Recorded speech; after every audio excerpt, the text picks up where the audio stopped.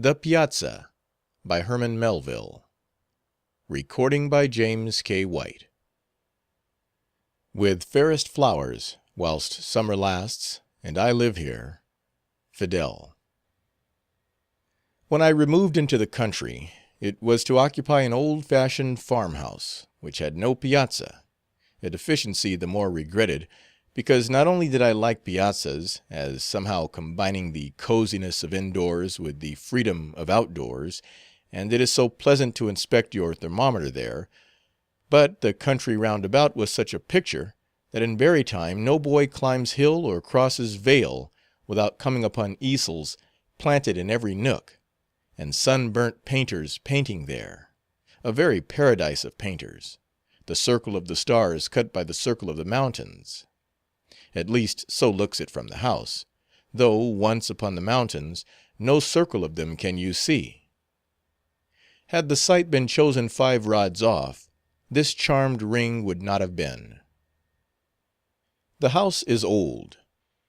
70 years since, from the heart of the Hearthstone Hills, they quarried the Kaaba, or Holy Stone, to which, each Thanksgiving, the social pilgrims used to come. So long ago that in digging for the foundation the workmen used both spade and axe, fighting the troglodytes of those subterranean parts, sturdy roots of a sturdy wood, encamped upon what is now a long landslide of sleeping meadow, sloping away off from my poppy bed. Of that knit wood but one survivor stands, an elm, lonely through steadfastness. Whoever built the house, he builded better than he knew, or else Orion in the zenith flashed down his Damocles sword to him some starry night and said, "Build there." For how otherwise could it have entered the builder's mind, that, upon the clearing being made, such a purple prospect would be his? Nothing less than Greylock, with all his hills about him, like Charlemagne among his peers. Now, for a house so situated in such a country to have no piazza for the convenience of those who might desire to feast upon the view and take their time and ease about it, seemed as much of an omission as if a picture gallery should have no bench. For what but picture galleries are the marble halls of these same limestone hills? Galleries hung month after month anew with pictures ever fading into pictures ever fresh. And beauty is like piety. You cannot run and read it. Tranquillity and constancy, with nowadays an easy chair, are needed. For though of old, when reverence was in vogue and indolence was not, the devotees of nature doubtless used to stand and adore, just as in the cathedrals of those ages the worshippers of a higher power did. Yet, in these times of failing faith and feeble knees, we have the piazza and the pew. During the first year of my residence, the more leisurely to witness the coronation of Charlemagne, weather permitting they crown him every sunrise and sunset, I chose me, on the hillside bank near by, a royal lounge of turf, a green velvet lounge with long moss-padded back, while at the head, strangely enough, there grew, but I suppose for heraldry, 3 tufts of blue violets in a field argent of wild strawberries, and a trellis with honeysuckle I set for canopy. Very majestical lounge indeed. So much so, that here, as with the reclining majesty of Denmark in his orchard, a sly earache invaded me. But if damps abound at times in Westminster Abbey, because it is so old, why not within this monastery of mountains, which is older? A piazza must be had. The house was wide, my fortune narrow, so that, to build a panoramic piazza, one round and round, it could not be, although, indeed, considering the matter by rule and square, the carpenters, in the kindest way, were anxious to gratify my furthest wishes, at I've forgotten how much a foot. Upon but one of the 4 sides would prudence grant me what I wanted. Now, which side? To the east, that long camp of the Hearthstone Hills, fading far away towards Quito, and every fall a small white flake of something peering suddenly, of a coolish morning, from the topmost cliff, the season's new-dropped lamb, its earliest fleece, and then the Christmas dawn, draping those dim highlands with red-barred plaids and tartans. Goodly sight from your piazza, that. Goodly sight, but to the north is Charlemagne. Can't have the Hearthstone Hills with Charlemagne. Well, the south side. Apple trees are there. Pleasant, of a balmy morning, in the month of May. To sit and see that orchard, white-budded as for a bridal. And in October, one green Arsenal yard, such piles of ruddy shot. Very fine, I grant, but to the north is Charlemagne. The west side. Look, an upland pasture, alleying away into a maple wood at top. Sweet in opening spring, to trace upon the hillside, otherwise gray and bare. To trace, I say, the oldest paths by their streaks of earliest green. Sweet indeed, I can't deny. But to the north is Charlemagne. So Charlemagne, he carried it. It was not long after 1848, and somehow, about that time, all round the world, these kings, they had the casting vote, and voted for themselves. No sooner was ground broken, than all the neighborhood, neighbor Dives in particular, broke too into a laugh. Piazza to the north, winter Piazza. Once, of winter midnights, to watch the aurora borealis, I suppose. Hope he's laid in good store of polar muffs and mittens. That was in the lion month of March. Not forgotten are the blue noses of the carpenters, and how they scouted at the greenness of the chit, who would build his sole piazza to the north. But March don't last forever. Patience, and August comes. And then in the cool Elysium of my northern bower, I, Lazarus, in Abraham's bosom, cast down the hill a pitying glance on poor old Dives, tormented in the purgatory of his piazza to the south. But even in December this northern piazza does not repel, nipping cold and gusty though it be, and the north wind, like any miller, bolting by the snow, in finest flower. For then, once more, with frosted beard, I pace the sleety deck, weathering Cape Horn. In summer, too, Canute-like, sitting here, one is often reminded of the sea. For not only do long ground swells roll the slanting grain, and little wavelets of the grass ripple over upon the low piazza as their beach, and the blown down of dandelions is wafted like the spray, and the purple of the mountains is just the purple of the billows, and a still August noon broods upon the deep meadows, as a calm upon the line. But the vastness and the lonesomeness are so oceanic, and the silence and the sameness too, that the first peep of a strange house rising beyond the trees is for all the world like spying, on the Barbary coast, an unknown sail. And this recalls my inland voyage to Fairyland. A true voyage, but take it all in all, interesting as if invented. From the piazza, some uncertain object I had caught, mysteriously snugged away, to all appearance, in a sort of purpled breast-pocket, high up in a hopper-like hollow, or sunken angle among the northwestern mountains. Yet, whether really it was on a mountain-side or a mountain-top, could not be determined, because though viewed from favorable points, a blue summit, peering up away behind the rest, will, as it were, talk to you over their heads, and plainly tell you that though he, the blue summit, seems among them, he is not of them, God forbid. And indeed would have you know that he considers himself, as to say truth he has good right, by several cubits their superior.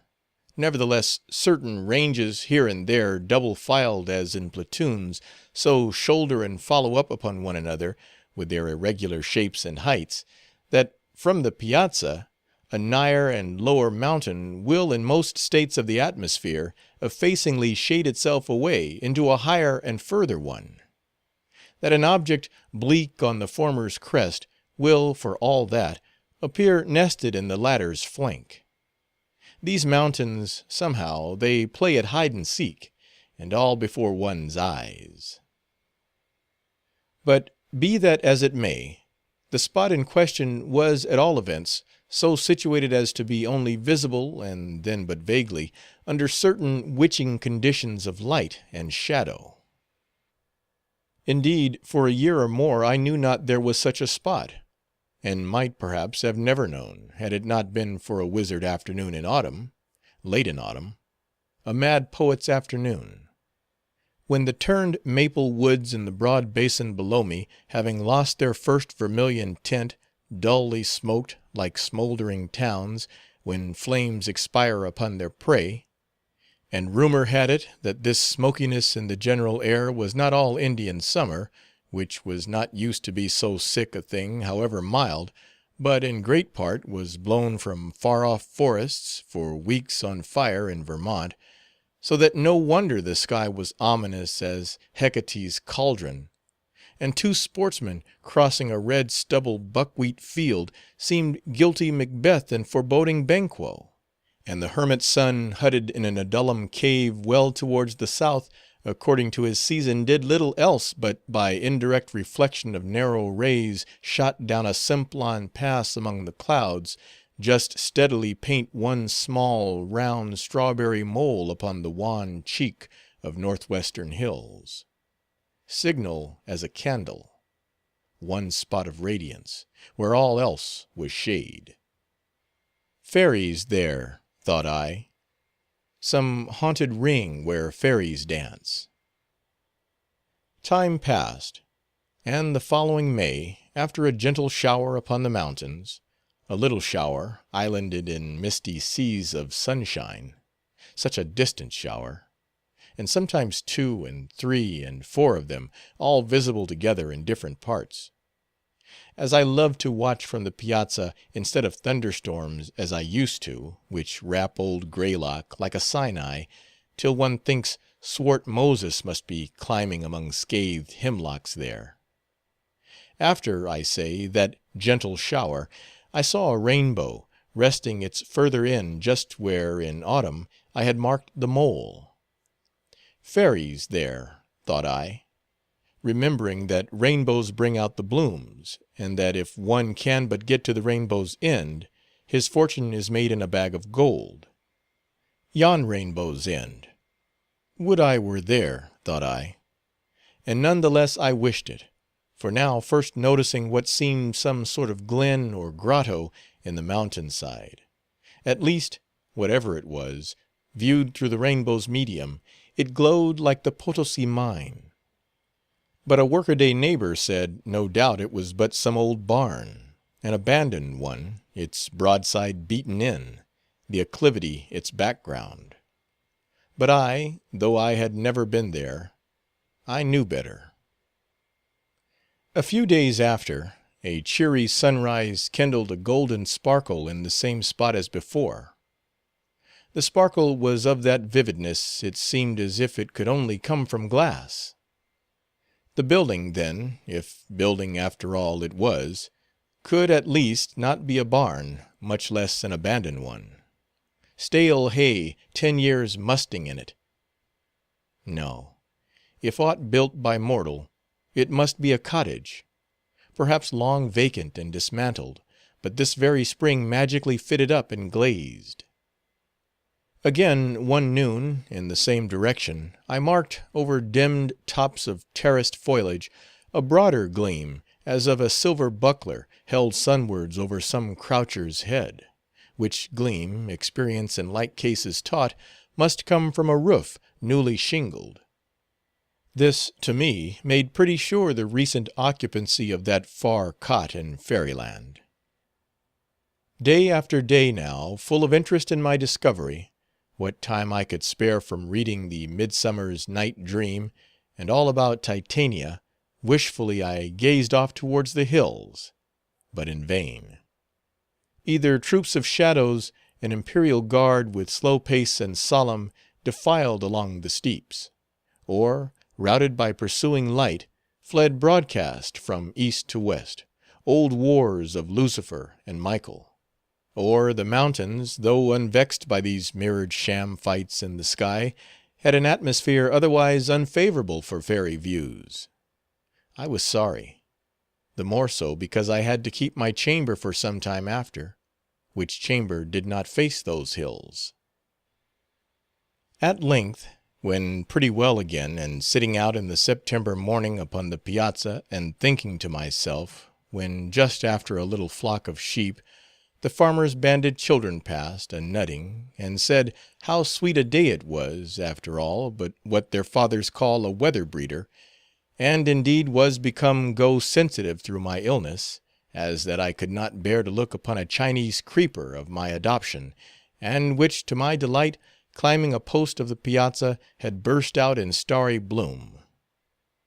But now, if you removed the leaves a little, showed millions of strange cankerous worms, which, feeding upon those blossoms, so shared their blessed hue as to make it unblessed evermore, worms whose germs had doubtless lurked in the very bulb which so hopefully I had planted. In this ingrate peevishness of my weary convalescence was I sitting there, when, suddenly looking off, I saw the golden mountain window, dazzling like a deep-sea dolphin. Fairies there, thought I once more. The queen of fairies at her fairy window. At any rate, some glad mountain girl. It will do me good, it will cure this weariness, to look on her. No more. I'll launch my yawl, ho cheerly, heart, and push away for fairyland, for rainbow's end in fairyland. How to get to fairyland, by what road, I did not know, nor could any one inform me. Not even one Edmund Spenser, who had been there, so he wrote me. Further than that to reach fairyland it must be voyaged to, and with faith. I took the fairy mountain's bearings, and the first fine day, when strength permitted, got into my yawl, high pommelled leather one, cast off the fast, and away I sailed, free voyager as an autumn leaf. Early dawn, and sallying westward, I sowed the morning before me. Some miles brought me nigh the hills, but out of present sight of them. I was not lost, for roadside golden rods as guide-posts pointed, I doubted not, the way to the golden window. Following them, I came to a lone and languid region, where the grass-grown ways were traveled but by drowsy cattle, that, less waked than stirred by day, seemed to walk in sleep. Browse they did not. The enchanted never eat. At least, so says Don Quixote, that sagest sage that ever lived. On I went, and gained at last the fairy mountain's base, but saw yet no fairy ring. A pasture rose before me, letting down 5 mouldering bars, so moistly green they seemed fished up from some sunken wreck. A wigged old Aries, long-visaged and with crumpled horn, came snuffing up, and then, retreating decorously, led on along a milky way of white weed, past dim clustering Pleiades and Hyades, of small forget-me-nots, and would have led me further still his astral path, but for golden flights of yellow birds, pilots surely to the golden window, to one side flying before me from bush to bush, towards deep woods, which woods themselves were luring, and somehow lured too by their fence banning a dark road, which, however dark, led up. I pushed through, when Aries, renouncing me now for some lost soul, wheeled and went his wiser way, forbidding and forbidden ground to him. A winter wood road, matted all along with winter green. By the side of pebbly waters, waters the cheerier for their solitude, beneath swaying fir boughs, petted by no season, but still green and all, on I journeyed, my horse and I. On by an old sawmill, bound down and hushed with vines, that his grating voice no more was heard. On by a deep flume clove through snowy marble, vernal tinted, where freshet eddies had, on each side, spun out empty chapels in the living rock.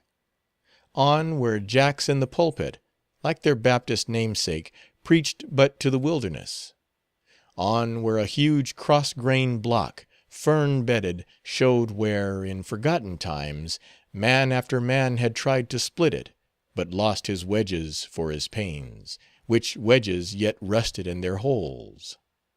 On where ages past, in step-like ledges of a cascade, skull-hollow pots had been churned out by ceaseless whirling of a flintstone, ever wearing, but itself unworn. On by wild rapids, pouring into a secret pool, but soothed by circling there a while, issued forth serenely. On to less broken ground, and by a little ring where truly fairies must have danced, or else some wheel tire been heated, for all was bare. Still on, and up, and out into a hanging orchard, where maidenly looked down upon me a crescent moon from morning. My horse hitched low his head. Red apples rolled before him. Eve's apples. Seek no furthers. He tasted one, I another. It tasted of the ground. Fairyland not yet, thought I, flinging my bridle to a humped old tree, that crooked out an arm to catch it. For the way now lay where path was none, and none might go but by himself, and only go by daring. Through blackberry brakes that tried to pluck me back, though I but strained towards fruitless growths of mountain laurel, up slippery steeps to barren heights, where stood none to welcome. Fairyland not yet, thought I, though the morning is here before me. Footsore enough and weary, I gained not then my journey's end, but came ere long to a craggy pass dipping towards growing regions still beyond. A zigzag road, half overgrown with blueberry bushes, here turned among the cliffs. A rent was in their ragged sides. Through it a little track branched off, which, upwards threading that short defile, came breezily out above, to where the mountain top, part sheltered northward by a taller brother, sloped gently off a space, ere darkly plunging. And here, among fantastic rocks, reposing in a herd, the foot-track wound, half-beaten, up to a little low-storied, grayish cottage, capped, nun-like, with a peaked roof. On one slope the roof was deeply weather-stained, and, nigh the turfy eaves-trough, all velvet-napped. No doubt the snail-monks founded mossy priories there. The other slope was newly shingled. On the north side, doorless and windowless, the clapboards, innocent of paint, were yet green as the north side of lichened pines or copperless hulls of Japanese junks becalmed. The whole base, like those of the neighboring rocks, was rimmed about with shaded streaks of richest sod. For with hearthstones in fairyland, the natural rock, though housed, preserves to the last, just as in open fields, its fertilizing charm. Only, by necessity, working now at a remove, to the sward without. So, at least, says Oberon, grave authority in fairy lore. Though, setting Oberon aside, certain it is, that even in the common world, the soil, close up to farmhouses, as close up to pasture rocks, is, even though untended, ever richer than it is a few rods off, such gentle, nurturing heat is radiated there. But with this cottage, the shaded streaks were richest in its front and about its entrance, where the ground-sill, and especially the door-sill, had, through long eld, quietly settled down. No fence was seen, no enclosure. Near by, ferns, ferns, ferns. Further, woods, woods, woods. Beyond, mountains, mountains, mountains. Then sky, sky, sky. Turned out in aerial commons, pasture for the mountain moon. Nature, and but nature, house and all. Even a low cross pile of silver birch, piled openly to season. Up among whose silvery sticks, as through the fencing of some sequestered grave, sprang vagrant raspberry bushes, willful assertors of their right of way. The foot-track, so dainty narrow, just like a sheep-track, led through long ferns that lodged. Fairyland at last, thought I. Una and her lamb dwell here. Truly a small abode, mere palanquin, set down on the summit, in a pass between two worlds, participant of neither. A sultry hour, and I wore a light hat of yellow sinnet, with white duck trousers, both relics of my tropic sea-going. Clogged in the muffling ferns, I softly stumbled, staining the knees a sea-green. Pausing at the threshold, or rather where threshold once had been, I saw through the open doorway a lonely girl sewing at a lonely window. A pale-cheeked girl, and fly-specked window, with wasps about the mended upper panes. I spoke. She shyly started, like some Tahiti girl, secreted for a sacrifice, first catching sight through palms of Captain Cook. Recovering, she bade me enter, with her apron brushed off a stool, then silently resumed her own. With thanks I took the stool, but now, for a space, I too was mute. This, then, is the fairy mountain house, and here the fairy queen sitting at her fairy window. I went up to it. Downwards, directed by the tunneled pass, as through a leveled telescope, I caught sight of a far-off, soft, azure world. I hardly knew it, though I came from it. "You must find this view very pleasant," said I, at last. "Oh, sir," tears starting in her eyes. "The first time I looked out of this window, I said, never, never shall I weary of this." "And what wearies you of it now?" "I don't know," while a tear fell. "But it is not the view, it is Mariana." Some months back, her brother, only 17, had come hither a long way from the other side to cut wood and burn coal, and she, elder sister, had accompanied him. Long had they been orphans, and now sole inhabitants of the sole house upon the mountain. No guest came, no traveler passed. The zigzag, perilous road was only used at seasons by the coal wagons. The brother was absent the entire day, sometimes the entire night. When, at evening, fagged out, he did come home, he soon left his bench, poor fellow, for his bed. Just as one, at last, wearily quits that, too, for still deeper rest. The bench, the bed, the grave. Silent I stood by the fairy window, while these things were being told. "Do you know," said she at last, as stealing from her story, "do you know who lives yonder? I have never been down into that country, away off there. I mean, that house, that marble one," pointing far across the lower landscape. "Have you not caught it? There, on the long hillside, the field before, the woods behind. The white shines out against their blue. Don't you mark it? The only house in sight." I looked, and after a time, to my surprise, recognized more by its position than its aspect, or Mariana's description, my own abode, glimmering much like this mountain one from the Piazza. The mirage haze made it appear less a farmhouse than King Charming's palace. "I have often wondered who lives there, but it must be some happy one. Again this morning I was thinking so." "Some happy one?" I returned, starting. And why do you think that? You judge some rich one lives there? Rich or not, I never thought. But it looks so happy I can't tell how, and it is so far away. Sometimes I think I do but dream it is there. You should see it in a sunset. No doubt the sunset gilds it finely, but not more than the sunrise does this house, perhaps. This house?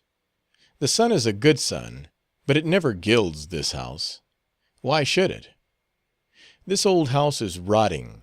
That makes it so mossy. In the morning the sun comes in at this old window, to be sure, boarded up when first we came. A window I can't keep clean, do what I may, and half burns and nearly blinds me at my sewing, besides setting the flies and wasps astir. Such flies and wasps as only lone mountain houses know. See, here is the curtain, this apron. I try to shut it out with, then. It fades it, you see. Sun gild this house? Not that ever Mariana saw. Because when this roof is gilded most, then you stay here within. The hottest, weariest hour of day, you mean? Sir, the sun gilds not this roof. It leaked so, brother newly shingled all one side. Did you not see it? The north side, where the sun strikes most on what the rain has wetted. The sun is a good sun, but this roof in first scorches and then rots. An old house. They went west and are long dead, they say, who built it. A mountain house. In winter no fox could den in it. That chimney place has been blocked up with snow, just like a hollow stump. Yours are strange fancies, Mariana. They but reflect the things. Then I should have said, these are strange things, rather than yours are strange fancies. As you will, and took up her sewing. Something in those quiet words, or in that quiet act, it made me mute again, while noting, through the fairy window, a broad shadow stealing on, as cast by some gigantic condor, floating at brooding poise on outstretched wings. I marked how, by its deeper and inclusive dusk, it wiped away into itself all lesser shades of rock or fern. You watch the cloud, said Mariana. No, a shadow. A cloud's, no doubt, though that I cannot see. How did you know it? Your eyes are on your work. It dust my work. There, now the cloud is gone. Tray comes back. How? The dog, the shaggy dog. At noon he steals off of himself to change his shape, returns and lies down a while nigh the door. Don't you see him? His head is turned round at you, though when you came he looked before him. Your eyes rest but on your work. What do you speak of? By the window, crossing. You mean this shaggy shadow, the nigh one? And yes, now that I mark it, it is not unlike a large black Newfoundland dog. The invading shadow gone, the invaded one returns. But I do not see what casts it. For that you must go without. One of those grassy rocks, no doubt. You see his head? His face? The shadows? You speak as if you saw it, and all the time your eyes are on your work. Tray looks at you, still without glancing up. This is his hour. I see him. Have you then so long sat at this mountain window, where but clouds and vapors pass, that to you shadows are as things, though you speak of them as of phantoms? That by familiar knowledge, working like a second sight, you can, without looking for them, tell just where they are, though, as having mice like feet, they creep about and come and go? That to you these lifeless shadows are as living friends, who, though out of sight, are not out of mind, even in their faces. Is it so? That way I never thought of it. But the friendliest one, that used to soothe my weariness so much, coolly quivering on the ferns, it was taken from me, never to return, as Tray did just now. The shadow of a birch. The tree was struck by lightning, and brother cut it up. You saw the cross pile outdoors. The buried root lies under it, but not the shadow. That is flown, and never will come back, nor ever anywhere stir again. Another cloud here stole along, once more blotting out the dog, and blackening all the mountain, while the stillness was so still deafness might have forgot itself, or else believed that noiseless shadow spoke. Birds, Mariana, singing birds, I hear none, I hear nothing. Boys and bobolinks, do they never come a-berrying up here? Birds, I seldom hear. Boys, never. The berries mostly ripe and fall, few but me the wiser. But yellow birds showed me the way, part way at least. And then flew back. I guess they play about the mountainside, but don't make the top their home. And no doubt you think that, living so lonesome here, knowing nothing, hearing nothing, little at least but sound of thunder and the fall of trees, never reading, seldom speaking, yet ever wakeful, this is what gives me my strange thoughts, for so you call them, this weariness and wakefulness together brother, who stands and works at open air, would I could rest like him. But mine is mostly but dull woman's work, sitting, sitting, restless sitting. But do you not go walk at times? These woods are wide. And lonesome. Lonesome because so wide. Sometimes, 'tis true, of afternoons I go a little way, but soon come back again. Better feel lone by hearth than rock. The shadows hereabouts I know, those in the woods are strangers. But the night? Just like the day, thinking, thinking, a wheel I cannot stop. Pure want of sleep it is that turns it. I have heard that, for this wakeful weariness, to say one's prayers, and then lay one's head upon a fresh hop pillow. Look. Through the fairy window, she pointed down the steep to a small garden patch near by, mere pot of rifled loam, half rounded in by sheltering rocks, where, side by side, some feet apart, nipped and puny, 2 hop vines climbed 2 poles, and gaining their tip ends, would have then joined over in an upward clasp. But the baffled shoots, groping awhile in empty air, trailed back whence they sprung. You have tried the pillow, then? Yes. And prayer? Prayer and pillow. Is there no other cure or charm? Oh, if I could but once get to yonder house and but look upon whoever the happy being is that lives there! A foolish thought. Why do I think it? Is it that I live so lonesome and know nothing? I too know nothing, and therefore cannot answer. But for your sake, Mariana, well could wish that I were that happy one of the happy house you dream to see, for then you would behold him now, and as you say, this weariness might leave you. Enough. Launching my yawl no more for fairyland, I stick to the Piazza. It is my box royal, and this amphitheatre my theatre of San Carlo. Yes, the scenery is magical, the illusion so complete. And Madame Meadowlark, my prima donna, plays her grand engagement here. And, drinking in her sunrise note, which, Memnon-like, seems struck from the golden window, how far from me the weary face behind it. But every night, when the curtain falls, truth comes in with darkness. No light shows from the mountain. To and fro I walk the piazza deck, haunted by Mariana's face, and many as real a story.